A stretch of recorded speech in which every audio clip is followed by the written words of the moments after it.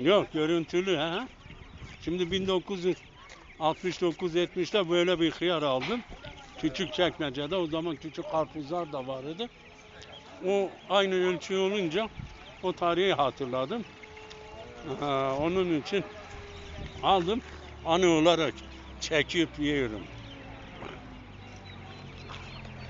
Yani o zaman 17-18 yaşındaydım. Ben de onu yiyorum. Ölçü aynı, yiyorum.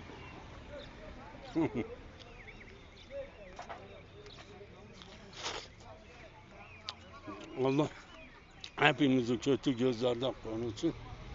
Kötü gözler zordur. Allah hepimizi kötü gözlerden korusun. Amin.